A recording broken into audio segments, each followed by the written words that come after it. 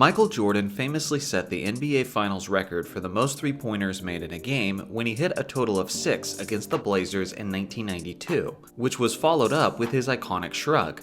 Obviously, with the inflation of the three-point shot, the record has been broken numerous times since then. But what many of you may have not known is that this performance isn't even the Bulls' franchise record for the most three-pointers made in an NBA Finals game. That was actually eclipsed just several years later by his longtime teammate Scottie Pippen. This performance from Scottie is massively overlooked, probably because it was Scottie instead of Michael, but also because it was one of the Bulls' 2 losing efforts in those finals, which certainly limits its ability to be positively remembered. Regardless, it's worth recognizing one of the few records that Scottie has over Michael. Speaking of Michael Jordan and the NBA Finals, MJ is often praised for his undefeated 6-0 record in the NBA Finals. But believe it or not, that's actually not the greatest undefeated Finals record in NBA history.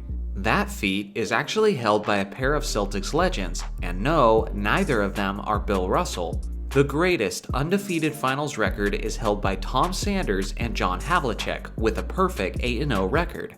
In the case of Sanders, he was a quality role-playing forward who was in the right place at the right time, while Havlicek was a legitimate superstar who was truly one of the more underappreciated legends of basketball lore. And honestly, he probably would have taken a couple Finals MVPs from Bill Russell if they had existed throughout his career.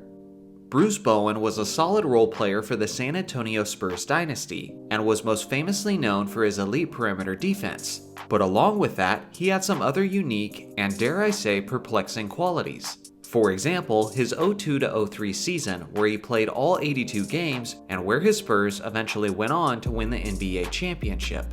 During that regular season, Bowen was the most efficient three-point shooter in the entire league, hitting a remarkable 44.1% from three-point distance. Yet somehow, simultaneously, he was also the worst free throw shooter in the entire league, shooting a pathetic 40.4% from the charity stripe.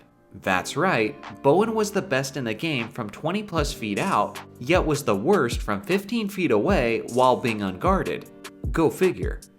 When it comes to the greatest facilitators of all time, there was arguably no one better than Magic Johnson and John Stockton, who stand at the number 1 and number 2 spot for the most 20-plus assist games in NBA history. The rest of the top 10 list is all-time great point guards like Rajon Rondo, Isaiah Thomas, Russell Westbrook, Steve Nash, Kevin Johnson, Deron Williams, Chris Paul, and the all-time record holder for assists in a single game, Scott Skiles.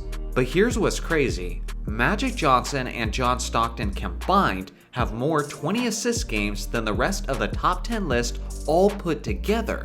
And if we're looking at only playoff games, Magic Johnson by himself has as many 20 assist games as the total of all other players of NBA history combined. That, among many other reasons, is why most people consider Magic as the greatest point guard of all time. Since the beginning of the NBA, there have been a total of 78 individual performances of at least 60 points. With that being said, one team has allowed more of these historic evenings than any other franchise, and I really can't say that I'm surprised by this fact. The New York Knicks have allowed an opposing player to score at least 60 points a total of 10 times, and famously, one of them was 100 points. The teams tied for second are the Hawks and the Lakers, allowing a total of 8 each. In the middle of 2007, Kobe Bryant was very unhappy with the Lakers organization. He had just played the last few seasons with starting support like Smush Parker, Luke Walton, and Chris Mim. It was enough to make just about any superstar go crazy, and it resulted in the Mamba demanding a trade to another team. There was a lot of negotiations during that time, but easily the most notable one was when the Lakers offered Kobe to Cleveland in exchange for LeBron James. The Cavaliers quickly said no to that offer, but then said that they would give a package containing anyone else on the team in exchange for Kobe. The Lakers then said no to that counter offer. Whether it was Kobe Bryant and LeBron James switching teams, or Kobe and LeBron lining up as teammates in Cleveland, it's pretty crazy to think about the impact this could have had on basketball history. Although, before you dream too much about a super team pairing of LeBron and Kobe in Cleveland, Kobe did later state in an interview that he would have used his no-trade clause to veto a move to Cleveland. Apparently, even the proposal of having LeBron James as a teammate in place of Luke Walton wasn't enough to appeal the Mamba to live in Cleveland. Michael Jordan and the Bulls dominated the 90s, we all know this. But overall, Michael Jordan has an equal or winning record against every other MVP player of the 1990s, with the exception of one, Hakeem the Dream Olajuwon.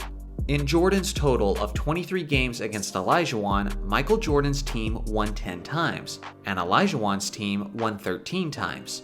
This is an interesting fact that only adds to the what-if debate. If Jordan never retired to play baseball and instead the Rockets and Bulls met in the 1994 NBA Finals?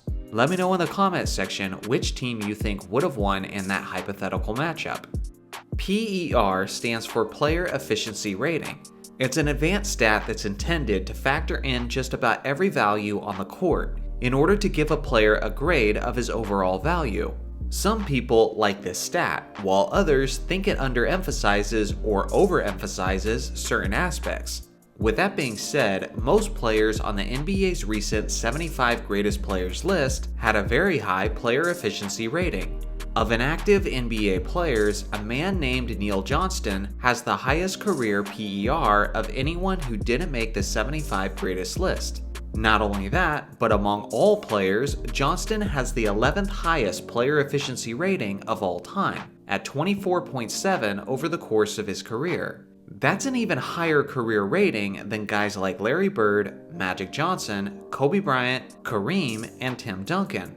He's a 6'8" center who won the NBA championship in 1956. He was also a 6-time All-Star, a 3-time scoring champion, the 1955 rebounding champion, and he led the league in field goal percentage 3 times. With a resume like this, it's quite surprising that he didn't make it into the top 75. Many players have won the league MVP throughout the years, but one man was so impactful all around the court that he was able to win the award while averaging only 13.8 points per game, securing the title as the lowest scoring MVP of all time.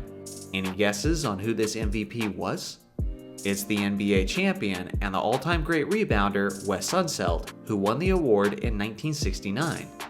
On this channel, I've talked about many basketball legends who were ahead of their time, but one sharpshooter fits that description better than any other. His name is Louis Dampier. He was a 6-foot point guard who played in the ABA and NBA from 1967 to 1979. Before the three-point line was introduced to the NBA in 1979, it existed in the 60s for the ABA, and Louis took full advantage. He wasn't just an accurate shooter, but a volume one as well, as he was consistently pulling up from three-point distance in transition decades before modern guards popularized it. Specifically, in the 68-69 season, he shot 7.1 three-point attempts per game. It took several decades for another player to average that many attempts in a season. In fact, the average NBA team wasn't averaging as many three-point attempts as Louis did by himself for the first 12 seasons of the NBA having the three-point line. Plus, he's also the ABA's all-time leading scorer, so that's pretty cool too. He's definitely an underappreciated gem of basketball lore. It's not very often that I say anything critical about Wilt's 1962 season. That was the year that he averaged 50 points and 25 rebounds while putting up his historic performances like his 100-point game. With that being said, if there was a man who had an answer for Wilt Chamberlain that season, it was his rival, Bill Russell. Wilt's lowest scoring game that year came against Bill and the Celtics, and his second lowest game, and his third, and his fourth. In all 4 of those games, Wilt shot well below his average efficiency, and his team lost by an average of 25.2 points per game. This is one of the numerous reasons why many people still call Bill Russell the greatest defender to ever live. When you adjust for inflation, the legendary sniper Craig Hodges owns basically every significant record in the three-point shootout's history. He has the highest conversion rates in a single round, making 25 of his 30 shots, which is 83.3%. He has the most shots made in a single round with a total of 21, which he did twice in 1986 and 1991. He has the most consecutive shots made with a total of 19, and the closest player isn't even that close at all. which is Steph Curry with 13, and he's tied with Larry Bird for the most contests won with a total of 3. When it comes to the 3-point shootout, without question, there's never been anyone better to do it. Which one of these facts was the most interesting, and do you have any new facts to share with the rest of us? Let me know in the comments section below. Thanks for watching as always, make sure to like and subscribe for more basketball content, and I'll see you guys in the next video.